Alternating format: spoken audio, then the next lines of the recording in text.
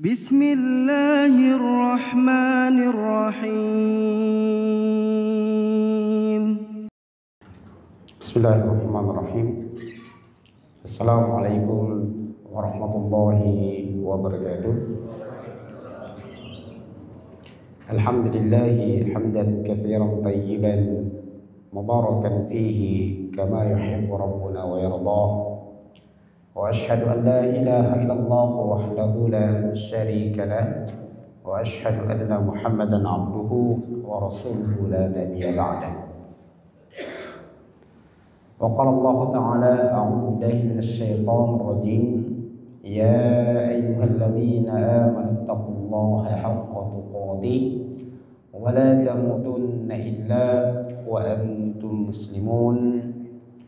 Allahumma salli wa sallim ala nabiyyina Muhammadin wa ala alihi wa ashabihi ajma'in. Amma ba'du. Ikhwani wa akhwati fillah, jamaah salat subuh yang dimuliakan Allah Subhanahu wa taala. Kita bersyukur dengan mengucapkan alhamdulillahirabbil alamin atas karunia Allah yang amat sangat banyak diberikan kepada kita. Semoga kita menjadi abdan syakura. Salawat dan salam kita aturkan kepada Nabi kita yang mulia Muhammad Rasulullah sallallahu alaihi wasallam, para keluarga, para sahabat, tabi'in, tabi'ut tabi'in dan semua umat beliau. Semoga kita kelak mendapatkan syafaat dari Rasulullah sallallahu alaihi wasallam. Pada pagi yang indah ini kita akan menggali satu di antara sekian banyak mutiara hijrah yang dilakukan oleh Rasulullah sallallahu alaihi wasallam dan para sahabatnya yang mulia radhiyallahu anhum ajma'in. Kalau ungkapan para ulama terkait bulan haram, dan sekarang kita di bulan haram, yaitu bulan Muharram. Di antara 4 bulan haram, bulan ke-11 Zulqa'dah, kemudian bulan ke-12 Zulhijjah, bulan pertama Muharram, dan bulan ke-7 Rajab. Maka di antara 4 bulan haram tersebut, bulan Muharramlah yang paling mulia. Sampai-sampai Al-Imam Al-Hasan Al-Basri, seorang ulama tabi'in, beliau berkata, innallaha iftataha as-sanata bi syahri haramin. Allah ini membuka awal tahun dengan bulan haram, yaitu bulan Muharram. Wa khatamaha bi syahrin haramin. 12 bulan berikutnya juga Allah tutup tahun ini dengan bulan haram, yaitu bulan Zulhijjah. Apa kaitannya bulan Muharram dengan peristiwa hijrah Nabi sallallahu alaihi wasallam? Sering orang mengkaitkan. Padahal kalau kita lihat dan kita telusuri tarikh penanggalan atau peristiwa hijrahnya Nabi sallallahu alaihi wasallam, itu beliau lakukan bukan di bulan Muharram, tapi beliau hijrah itu di tanggal 27 Safar. Nah, sekarang bulan Muharram tanggal 23. Nanti setelah Muharram Safar. tanggal 27 Safar, itulah langkah awal Nabi hijrah. Kenapa ada kaitannya? Karena Muharram ini adalah bulan pertama dan peristiwa hijrah Nabi Sallallahu Alaihi Wasallam dijadikan sebagai awal perhitungan tahun di dalam Islam.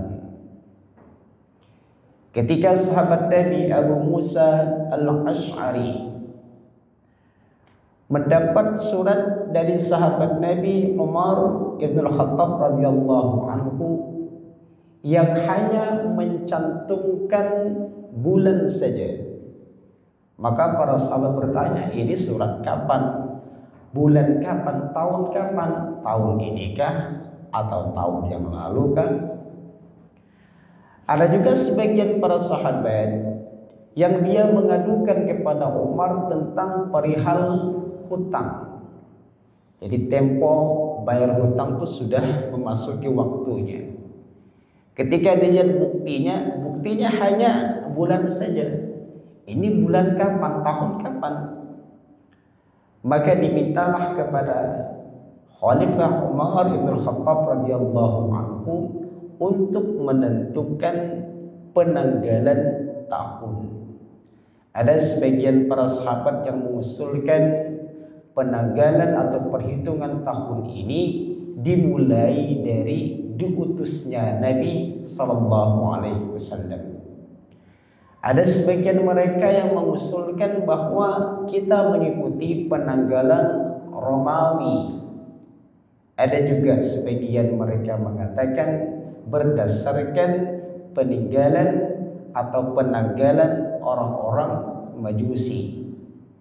Dan sebagian juga para sahabat mengusulkan bahwa berdasarkan hijrah Nabi Sallallahu Alaihi Wasallam. Dan pendapat yang terakhirlah yang dipilih oleh Umar Ibn Khattab radhiyallahu anhu.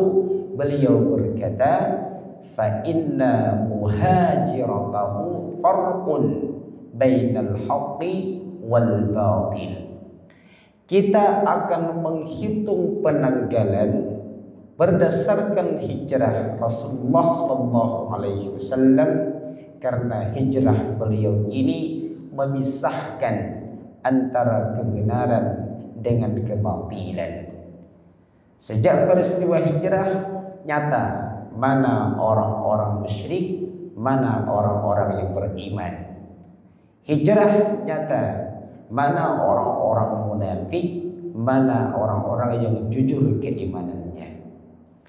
Nah, jamaah Allah muliakan, hijrah Nabi ini beliau lakukan kurang lebih 30 hari. Dimulai dari 27 Safar atau 17 Juni sampai dengan 22 Rabiul Awal atau 16 Juli. Berarti kira-kira 30 hari. Kita tidak bisa membayangkan bagaimana repot dan susahnya perjalanan yang beliau tempuh selama 30 hari. Dengan posisi, dengan keadaan terkejar, takut, khawatir, menyelamatkan akidahnya, menyelamatkan fisiknya. Kita saja kalau mungkin pulang kampung, katakanlah kita pulang kampung cuma 3 hari perjalanannya, tahu-tahu menjadi 4 hari. Kira-kira gimana kita? Ngomel. 3 hari menjadi 4 hari. Kita mungkin yang kalau berangkat umroh atau berangkat haji, anggaplah 9 jam. Tiba-tiba mungkin delay pesawatnya sehingga menjadi 12 jam. Kita ngomel. Ini Nabi Sallallahu Alaihi Wasallam hijrah 30 hari. Dan jalan yang beliau tempuh ini tidak sebagaimana jalan yang normal. Kalau kita lihat peta di samping kiri itu yang warna hijau, itu jalan normal yang biasa dijalani oleh orang Mekah, orang Madinah, atau para musafir atau tentara-tentara Mekah. Tapi Nabi tidak mengikuti jalan yang normal, namun sebaliknya jalan yang jarang, bahkan tidak pernah ditempuh oleh orang lain. Yang awalnya memakan waktu katakanlah cuma 20 hari, tapi karena jalannya tidak normal maka bisa menjadi 30 hari. Dan para ulama ahli tarikh mengatakan jalan yang ditempuh Nabi ini tidak hanya terjal, tapi batunya itu masih original, masih tajam. Kalau kita misalnya katakanlah ke Gunung Uhud, kalau umrah gitu, tempat parkir mobil, kemudian biasa kan ada makam-makam para syuhada di situ ya. Itu kalau kita jalan kaki saja ke arah sana, batunya tidak seperti batu orang Indonesia yang bulat gitu kan. Kalau diinjak masih nyaman. Tapi kalau batu di sana itu tajam, runcing. Bagaimana kalau jalan yang belum pernah disentuh oleh orang lain? Inilah perjalanan Nabi Sallallahu Alaihi Wasallam. Nah, jamaah Allah muliakan, Nabi Sallallahu Alaihi Wasallam ini hijrah itu bukan tanpa alasan. Namun ada sekian banyak alasan Nabi yang menyebabkan beliau ini hijrah, mulai dari peristiwa awal hijrah ke Habasyah, nanti sampai hijrahnya beliau dan para sahabat ke Madinah. Pertama, karena siksaan dan gangguan yang masif dari orang-orang kafir Quraisy kepada para sahabat yang mulia. Kita mungkin pernah membaca, pernah mendengar bagaimanakah penyiksaan Bilal bin Rabah radhiyallahu anhu oleh majikannya Umayyah di tempat atau tempat tinggal Bilal. Itu saja beliau sudah disiksa. Perjalanan dari rumah majikannya ke tempat penyiksaan juga dalam kondisi disiksa. Apalagi di tempat penyiksaan dengan posisi batu atau pasir yang tajam. Tidak hanya batu yang tajam, tapi panas.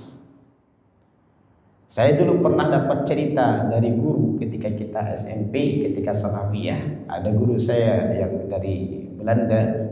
Kata dia, dulu kalau di Mekah itu atau di Madinah itu telur ditaruh di pasir sekian waktu itu matang. Katanya begitu. Saking panasnya.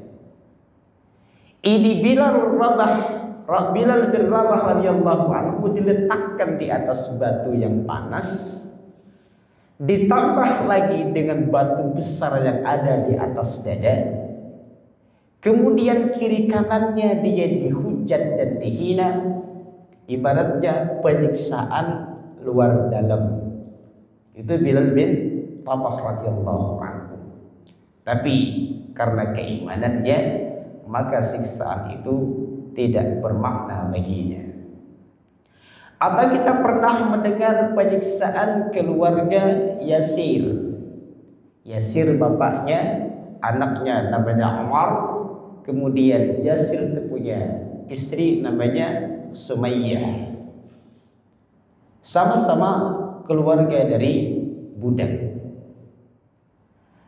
Kalau Yasir ketika di penyiksaan, awalnya dia disiksa dengan besi panas. Bayangkan di lapangan terbuka dalam kondisi terikat, kemudian besi panas disentuhkan ke badannya. Kira-kira gimana tuh? Itu siksaan keluarga Yasir. Ibunya atau istrinya Sumayyah saat dipaksa untuk menyebut Latta wal Uzza atau sekedar menghina Nabi sallallahu alaihi wasallam, tapi karena kekuatan imannya maka dia tidak mau sekedar menyebut Latta wal Uzza dan tidak juga mau menghina atau mendustakan Nabi sallallahu alaihi wasallam. Karena itulah diantara siksaan terakhir yang dialami oleh Sumayyah ini, maka Abu Jahal mengambil tombak yang dipegang oleh budak dari Habasyah, kemudian ditusukkan ke arah duburnya. Ini siksaan para sahabat. Dan sekian banyak siksaan-siksaan lagi yang mungkin belum pernah kita baca, yang mungkin belum pernah kita dengar. Tapi itulah yang menyebabkan Nabi sallallahu alaihi wasallam memerintahkan para sahabat untuk hijrah. Yang kedua, ada serangan dan gangguan kaum kafir Quraisy kepada beliau sendiri. Jadi rumah beliau ini, kiri kanannya, depannya itu rata-rata rumah para pejabat negara, pejabat Mekah, orang-orang besar. Dan hampir setiap hari rumah Nabi ini dilempar dengan sampah, dengan jewan binatang, dengan kotoran binatang. Makanya Nabi ini membuat sater, membuat hijab di teras beliau ini dengan kain, supaya kalau ada orang melempar sampah tidak langsung masuk ke rumah Nabi. Sampai seperti itu, penyiksaan yang dahsyat sekali.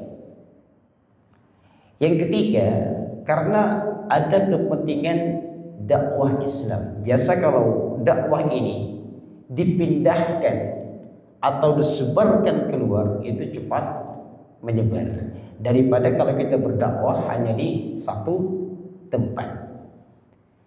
Yang keempat, alasan Nabi hijrah ini karena sudah ada peluang besar di Madinah saat ada baiat dari kaum Ansar.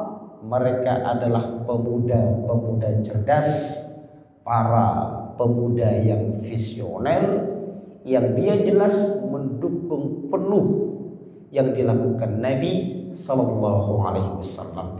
Bahkan kecintaan mereka mengalahkan kecintaan mereka kepada istrinya, kepada anaknya, kepada hartanya. Semua diberikan kepada Rasulullah sallallahu alaihi wasallam. Nah, jamaah Allah muliakan, seorang ulama, Al-Imam Ibnu Daqiq Al-Qid, dalam kitab Ihkamul Ahkam Syarah Umdatul Ahkam, beliau menulis fase-fase hijrahnya para sahabat dan juga Nabi sallallahu alaihi wasallam. Ada 5 fase. Pertama, kata beliau, al-hijratu ilal Habasyah, hijrahnya para sahabat radhiyallahu anhum ajma'in ini ke negeri Habasyah. Kalau kita lihat peta antara Mekah dengan Habasyah, kalau kita dengar mungkin Ethiopia, Afrika, daerah Afrika. Karena kalau dari Mekah ke Afrika itu nggak bisa jalan kaki, tapi dia harus melalui laut. Kalau kita search di internet itu, perjalanan dari Mekah ke Madinah itu kurang lebih 65 jam, 58 menit. Gimana tuh kalau pakai mobil? 65 jam. Berarti disini kemana tuh kalau kita jalan, kalau kita pulang kampung? Surabaya cuma sekian jam. Ini 65 jam jalan kaki. Berarti tidak dekat, jauh sekali. Dan hijrahnya para sahabat ini 2 kali. Ada satu yang dipimpin oleh sahabat Nabi Utsman bin Affan radhiyallahu anhu. Dan tujuan mereka ke sana adalah menghindarkan penyiksaan yang dilakukan oleh orang-orang kafir Quraisy kepada mereka, dan juga menyelamatkan akidah. Nah, ini fase yang pertama. Rasulullah nggak ikut, tapi Rasulullah memerintahkan saja. Yang ikut diantaranya adalah Utsman bin Affan radhiyallahu anhu. Ada 14 dan ada 14 laki-laki, kemudian ada 4 wanita. Salah satunya juga adalah anaknya atau putrinya Rasulullah SAW. Ada 2 kali peristiwa ke sana. Yang kedua atau fase yang kedua, ada Makkah, min Makkah ilal Madinah. Rasulullah hijrah dari Mekah ke Madinah. Kalau sekarang hijrah perjalanan dari Mekah atau Madinah ke Mekah, Mekah ke Madinah, itu kalau naik kereta berapa? 2 jam ya, 2 jam lebih. Kalau naik mobil itu kira-kira sekitar 4 jam. Tapi kalau naik bis, angkutan umum itu bisa 5 jam. Nggak macet. Gimana kalau ditempuh pakai jalan kaki? Pakai mobil saja 5 jam. Mekah ke Madinah. Kenapa beliau melakukan perjalanan hijrah ke Mekah dan ke Madinah? Kata para ulama, inilah awal dibangunnya pondasi pemerintahan Islam di Madinah. Yang ketiga, al-hijratu al-qabailu ila Nabi sallallahu alaihi wasallam li ta'lim as-sara'i'a. Hijrahnya para kepala suku datang menemui Nabi ke Madinah, karena kepala suku itu banyak di Mekah yang tinggal di gunung-gunung ya. Di antara mereka ini ada namanya Abu Musa al-Ash'ari, ada juga Abu Dzar al-Ghifari. Kalau kita pernah mendengar suku Al-Ghifar, suku Al-Ghifar dia tinggal di gunung-gunung sekitar Mekah. Dan di antara kerjaannya sebelum masuk Islam itu suka membegal, suka merampok. Bahkan Abu Dzar al-Ghifari pernah cerita, kalau ada pedagang, ada orang yang lewat, nggak akan mungkin bisa bebas kecuali kami rampok hartanya. Ini saking piawainya mereka. Mereka datang kepada Nabi, hijrah ke Madinah untuk belajar agama. Tapi nanti dia kembali lagi ke suku-suku mereka untuk mengajari sukunya. Dan peristiwa inilah yang menyebabkan banyak suku-suku yang masuk Islam melalui tangan kepala suku. Di antaranya Abu Dzar al-Ghifari. Yang keempat, ada namanya hijratu man aslama min ahli Makkah, min ahli Makkah.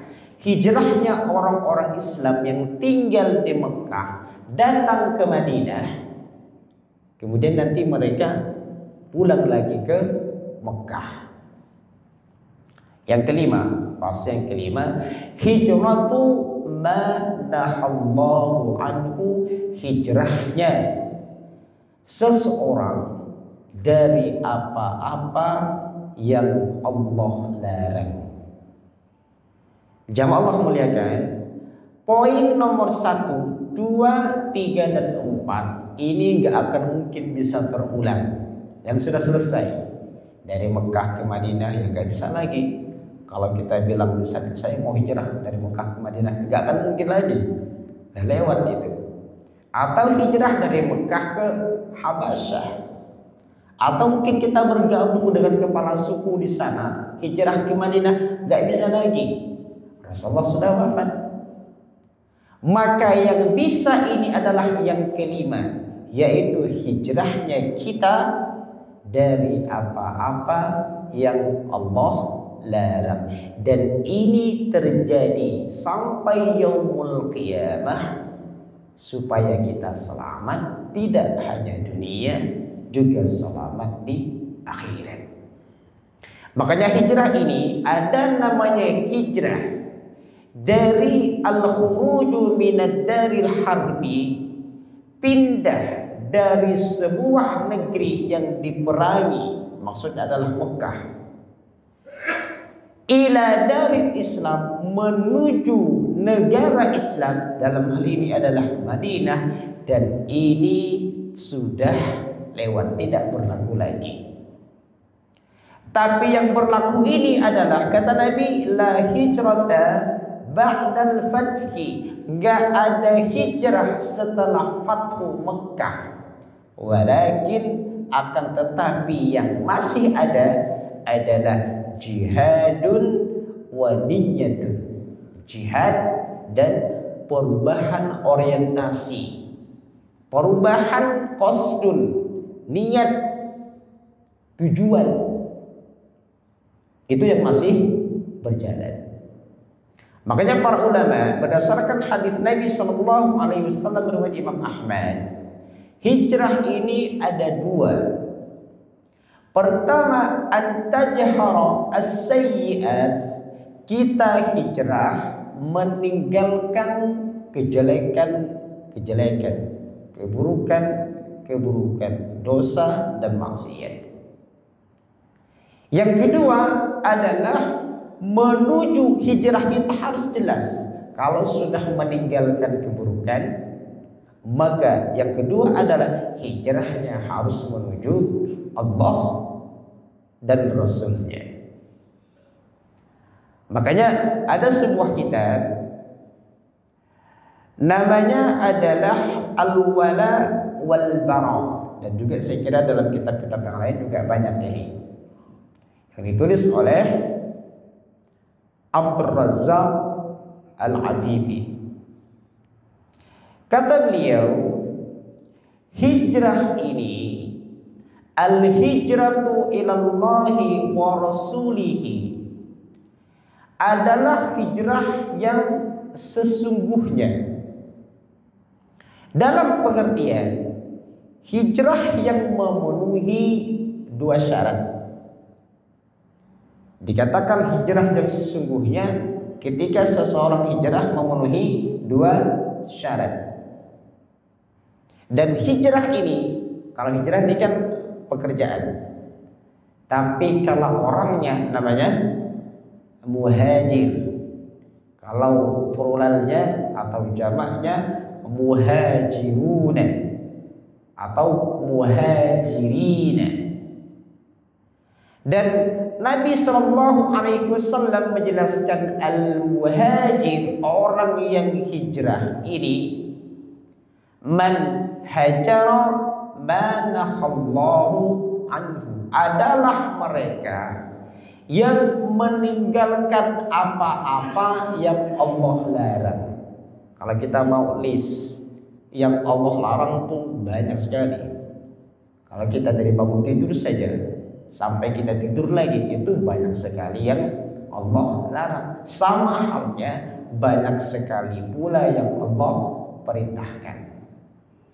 Makanya dalam definisi ini, kalau meninggalkan apa yang Allah larang, kata Imam Ibnu Qayyim Al-Jauziyah, inilah hijrah menuju Allah dan Nabi-Nya, dan fa innaha fardhu ain, hukumnya adalah fardhu ain, wajib untuk setiap orang.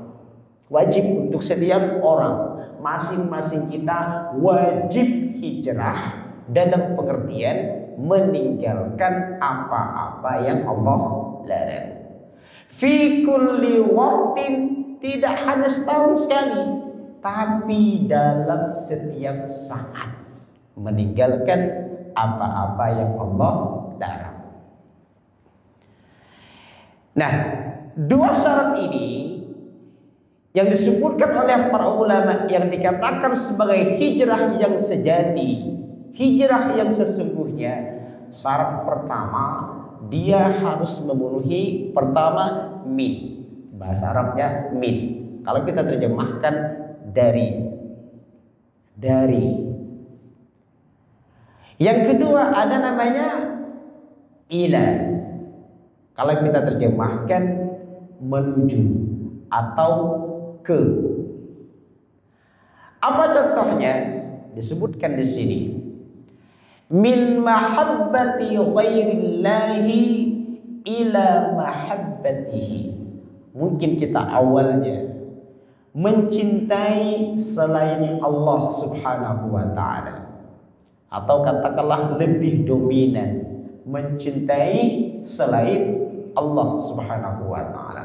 Kita mungkin lebih mencintai anak dan istri, sehingga gara-gara ngurus anak dan istri kita telat sholat misalnya saja. Kita lebih mencintai pekerjaan kita, apalagi mengejar lembur, sehingga kita lalai bahkan meninggalkan sholat.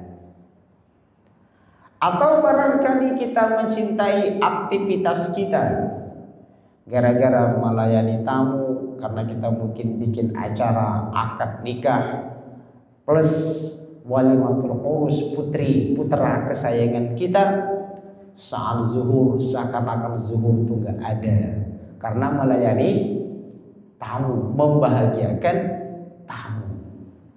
Itu namanya kita mencintai selain Allah Subhanahu wa ta'ala.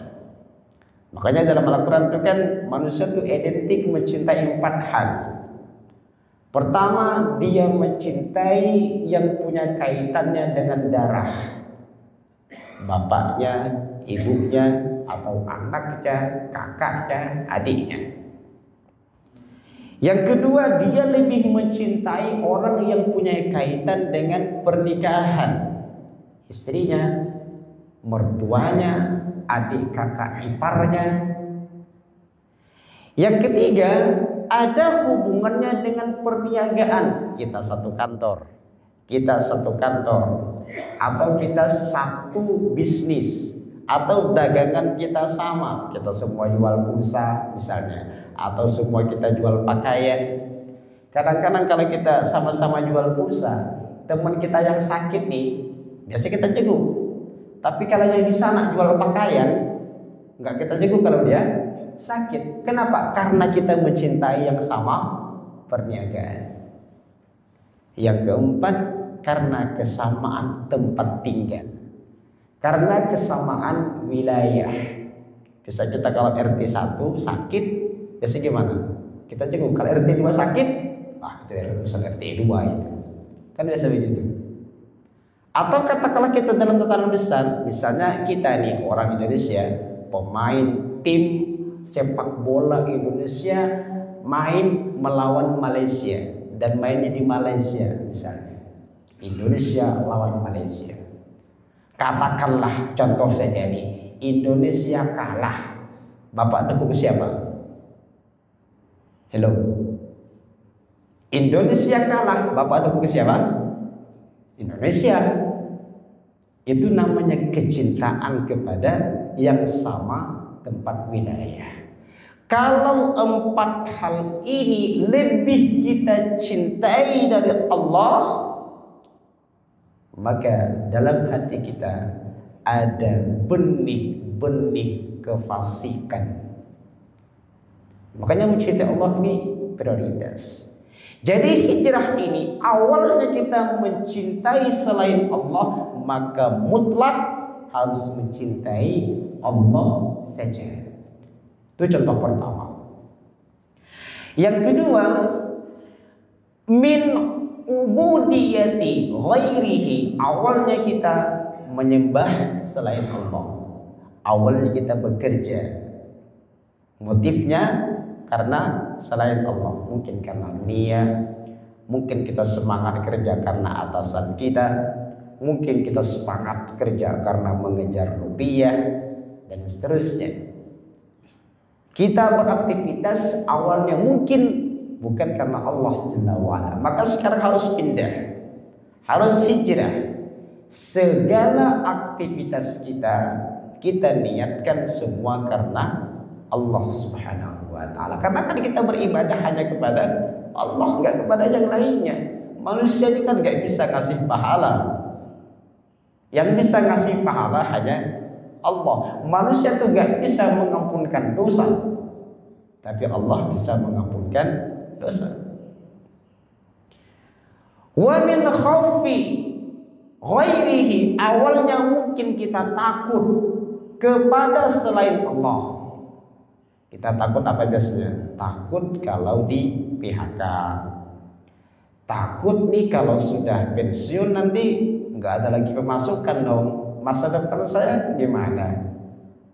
Takut. Atau barangkali ini cerita saja, dari rumahnya ke rumah tetangganya yang jauh, katakanlah mau silaturahim, lewat kuburan, lewat makam, takut dia, takut makam, takut kuburan. Apalagi malam Jumat mau kemana-mana, kuburan, takut kepada selain Allah. Maka dia harus takut hanya kepada Allah Subhanahu wa ta'ala. Hanya para ulama mengatakan begini, ketika kita ditanya, apakah Anda takut pada Allah? Jawabannya gimana? Ya. Jawabannya adalah semoga Allah memberikan rasa takut kepadaku. Itu jawabannya. Karena kalau kita mengatakan iya, bahwa kita adalah pendusta. Kan orang takut gak mungkin ketawa ke TV.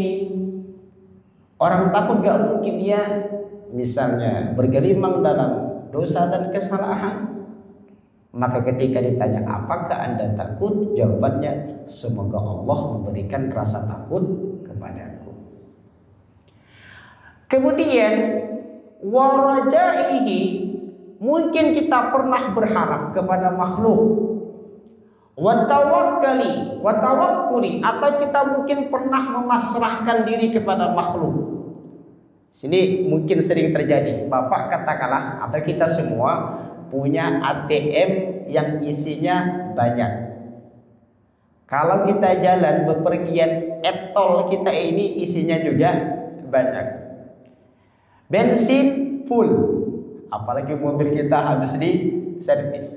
Kira-kira gimana kalau kita jalan? Wih, enak banget, seakan-akan gak ada masalah. Etol sudah penuh, bensin sudah iya, ATM tinggal lagi gesek, mau beli apa saja gak masalah. Sekian nomor PLN, nomor polisi, macam-macam sudah dalam genggaman kita misalnya. Kita berharap kepada makhluk. Atau mungkin kita pernah mengalami katakanlah sakit. Kita bilang gampang lah sakit, tinggal lagi beli bodrek, tinggal lagi beli obat. Atau kita punya keluarga yang dia mungkin pejabat besar di rumah sakit. Kita bilang kalau sakit gampang lah, tinggal lagi hubungi si fulan saudara saya itu. Sering memasrahkan urusan kepada makhluk. Kita punya atasan yang jasanya besar kepada kita.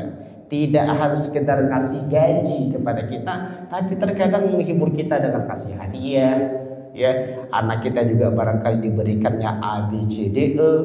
Bahkan keluarga kita diberikan bantuan A, B, C, D, E. Kita menggantungkan bos kita, itulah seakan-akan kehidupan kita. Itu namanya memasrahkan diri kepada makhluk.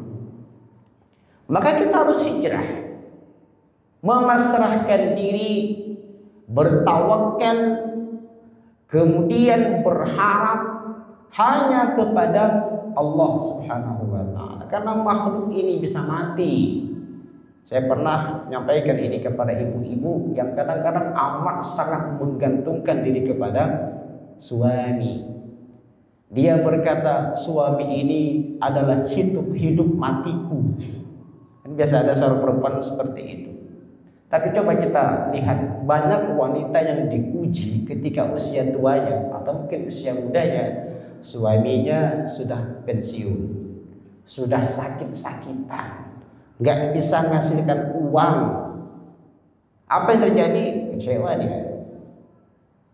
Kalau dia menggantungkan diri kepada manusia, banyak yang kecewa. Makanya kata Imam Asy-Syafi'i, ahmaqun nasi, manusia yang paling bodoh itu manakala dia berharap kepada makhluk. Cukuplah kita menggantungkan diri kepada Allah Jalla wa'ala. Jadi ini kita harus hijrah.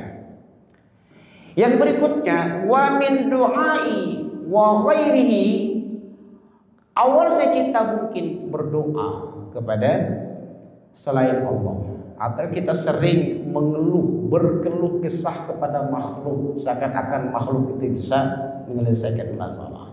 Kita mungkin sakit, anggaplah kira-kira gitu ya, lagi di infus, kita foto, kita infus kita foto, kita share di status. Itu maksudnya apa itu? Berharap kepada makhluk. Kita katakanlah punya masalah dalam masalah urusan dompet. Dompetnya misalnya uangnya sedikit, tinggal lagi uang recehan. Kita foto uang recehan, kita kirim ke status. Itu maksudnya apa itu? Berharap makhluk, berkeluh kesah kepada makhluk, gak akan menyelesaikan masalah. Makanya harus hijrah. Awalnya kita mencintai selain Allah, maka harus hijrah menuju Allah. Awalnya kita takut, berharap, berdoa, berkeluh kesah kepada makhluk, maka hendaklah kita sekarang takut, pasrah, dan berkeluh kesah kepada Allah Subhanahu wa ta'ala. Ada seorang ulama, Abdurrahim Al-Mubarakfuri, beliau mengatakan dalam Tuhfatul Ahwadi, kita yang mungkin sering khilaf, salah, pernah masuk kaki kita ke dalam lubang maksiat, dan saatnya kita harus hijrah, karena hijrah ini kan meninggalkan apa-apa yang Allah larang. Maka kata beliau, ar-raja'una, hakikat orang yang hijrah itu ketika dia kembali ilallahi, kepada Allah Subhanahu wa ta'ala, bitaubati, dengan cara bertaubat, minal maksiyati, dari maksiat, dosa, kebiasaan lama, ila ta'ati, menuju ketaatan kepada Allah Subhanahu wa ta'ala. Makanya Al-Imam Ibnu Qayyim Al-Jauziyah mengatakan, seseorang yang hijrah dia mengalami hari-hari terbaik. Khairu ayyamil abdi 'alal itlaqi wa afdaliha, hari yang paling baik bagi seorang hamba yauma taubatihi ila Allah, ketika dia bertaubat kepada Allah Subhanahu wa ta'ala. Jadi hijrah ini adalah awalnya maksiat, kemudian menuju ketaatan. Makanya kalau kita meninggalkan kebiasaan-kebiasaan lama, insya Allah Allah akan ganti itu semua. Dan banyak pengalaman-pengalaman teman kita. Saya ambil contoh ya, dia katakanlah bekerja dengan cara tidak jujur. Walaupun mungkin ketika kerja dengan tidak jujur, penghasilannya banyak, relasinya juga banyak, atau mungkin pekerjaannya mohon maaf tidak halal. Walaupun mungkin gajinya sekian dan sekian banyak, tapi dia mencoba hijrah, tinggalkan pekerjaan tersebut, walaupun mungkin pekerjaannya mulai dari nol lagi. Apa yang terjadi? Sebagaimana yang disebutkan oleh para ulama, innaka lan tad'a syai'an lillahi, kalau kalian meninggalkan sesuatu karena Allah Subhanahu wa ta'ala, illa abdalakallahu ma huwa khairul laka minhu, Allah akan menggantinya dengan sesuatu yang lebih baik dari yang sebelumnya. Kita mungkin pernah punya kebiasaan melihat, membaca, menonton sesuatu yang tidak senonoh. Kata kita, oh enak banget, bahagia banget. Kita tinggalkan itu yang buruk, udahlah kita tutup mata kita kecuali melihat yang bagus saja. Kita tuh cukup membaca yang bagus saja, maka Allah akan ganti dengan yang lebih baik. Makanya orang yang hijrah ini berdasarkan ayat An-Nisa ayat 100, wa may yuhajir fi sabilillah, siapa yang berhijrah di jalan Allah, yajid fil ardi muraghaman katsiran wasah, dia akan mendapatkan bumi ini tempat hijrah yang luas dan rezekinya akan banyak. Ada 3 hal yang Allah berikan kepada dia kalau dia hijrah. Pertama, as-sa'atu fir rizki. Begitu rezekinya begitu banyak, lapang. Rezeki ini kan tidak hanya berbentuk uang. Yang kedua adalah al-ghina minal fakri, dia akan bertambah kekayaannya, dijauhkan dari kefakiran. Yang ketiga, mubtakhal lil ma'isyati, dia dimudahkan dalam mencari pekerjaan. Ini kalau dia hijrah. Makanya yang terakhir, orang yang hijrah ini dia pasti mendapatkan kehidupan yang sukses sebagaimana Allah sebutkan, alladzina amanu, orang-orang yang beriman, wa hajaru wa jahadu fi sabilillah, orang yang hijrah dan bersungguh-sungguh di jalan Allah, bi amwalihim, dia berkorban hartanya, wa anfusihim, bahkan mungkin dirinya, a'zamu darajatan indallah, itu lebih tinggi derajatnya di sisi Allah. Perhatikan potongan ayat terakhir, ulaika humul faizun, mereka itulah orang-orang yang mendapatkan kemenangan. Kesimpulannya, jamaah Allah muliakan, satu di antara sekian banyak mutiara hijrah ini, dari sisi makna saja, hijrah ini adalah ketika orang pernah terperosok ke dalam lubang maksiat, dia harus hijrah, pindah kepada ketaatan kepada Allah. Dulu awalnya dia punya kebiasaan ngomong yang gak bagus, melihat yang tidak bagus, berpendapat tidak bagus, dan seterusnya, maka dia harus hijrah kepada ngomong yang bagus, kepada pendapat yang bagus. Dia dulu bekerja secara tidak jujur, sekarang hijrah, maka pekerjaannya harus jujur. Insya Allah itu akan mengantarkan dirinya kepada kesuksesan. Semoga Allah Jalla wa'ala memberikan kemudahan kepada kita untuk hijrah menuju Allah Subhanahu wa ta'ala. Saya kira demikian, yang benar dari Allah Jalla wa'ala, yang salah dari saya pribadi. Kalau ada yang mau disampaikan, kami persilakan.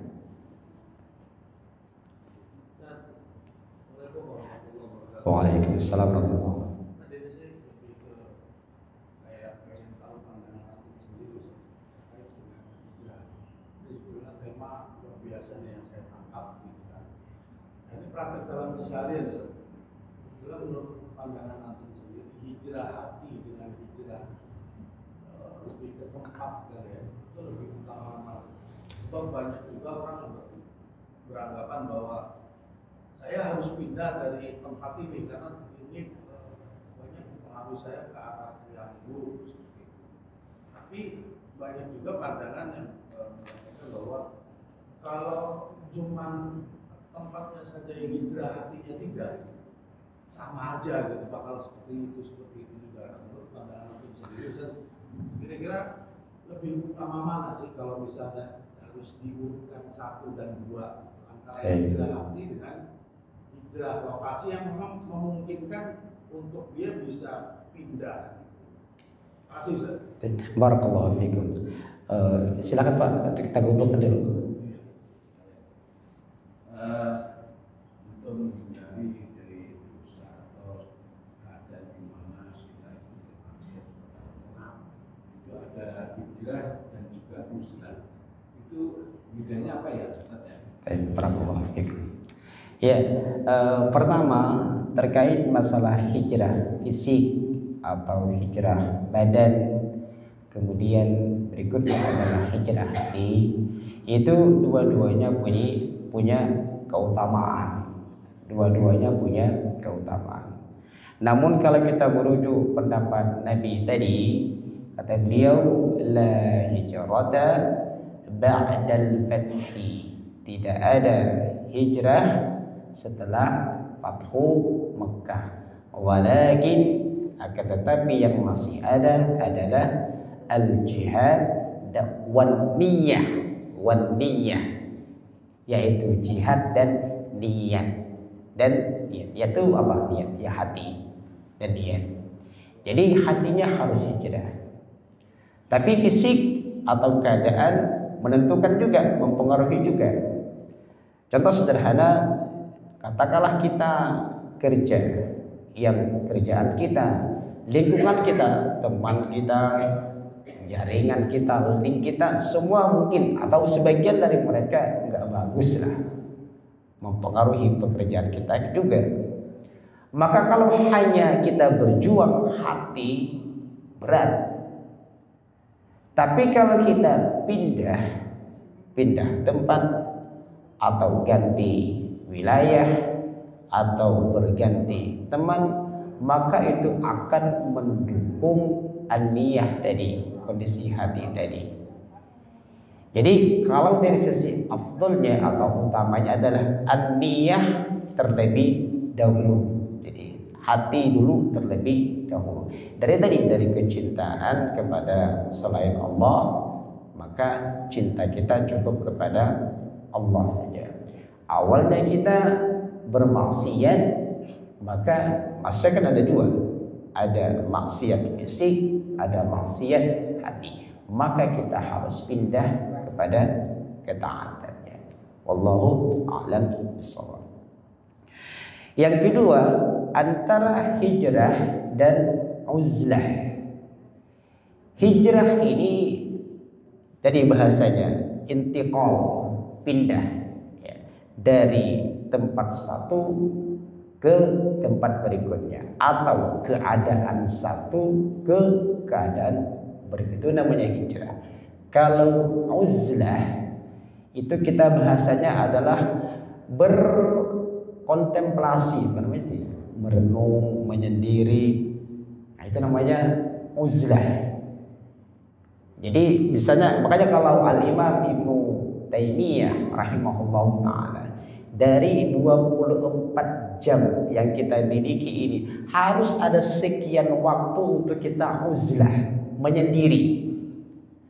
Dalam pengertian menyendiri bukan tidak bermakna, maksudnya kita merenung, katakanlah diantaranya mungkin muhasabah, ya, mengoreksi diri kita sendiri, bagaimana ibadah kita hari ini, kemudian apa dosa yang sudah kita lakukan dan dosa mana yang sudah kita hindarkan, atau barangkali minimal kita beristighfar dan seterusnya. Itu namanya uzlah. Jadi harus ada bersekian waktu kita ini untuk uzlah. Kalau para ulama dulu membiasakan tuh itu di malam hari, paling gampang tuh. Saat orang tertidur, ya kita menyendiri. Boleh saja menyendirinya di masjid, atau mungkin kita punya tempat di rumah ya, selain waktu sholat ya, untuk menyendiri, dan itu bagus. Tapi hati-hati, ada uzlah yang juga dilakukan oleh mereka para orang yang terpengaruh oleh ajaran rahabisme. Rahabib apa kalau dalam Kristen itu asalnya apa? Rahib ya. Rahib. Jadi para orang-orang yang hanya menyendiri, kemudian pakaiannya kumuh, nggak mau makan, menyakiti diri, kira-kira gitulah. Tidurnya cuma udahlah nggak mau tidur, punya ibadah, itu namanya salah. Jadi itu cara yang uzlah yang salah. Atau dia menutup diri dari masyarakat. Orang kerja bakti, udah saya mau di masjid aja lah misalnya. Ketika orang sakit silaturahim, saya mau di rumah aja lah, takut dosa kalau keluar rumah. Itu namanya uzlah yang salah ya. Wallahu a'lam bishawab. Cukup ya Pak ya. Baik, wassallallahu ala nabiyyina Muhammadin wa ala alihi washabbihi ajma'in. Kita tutup dengan doa kafaratul majlis. Subhanakallahumma wa bihamdika asyhadu an la ilaha illa anta astaghfiruka wa atubu ilaik. Assalamualaikum warahmatullahi wabarakatuh. فبأي آلاء ربكما تكذبان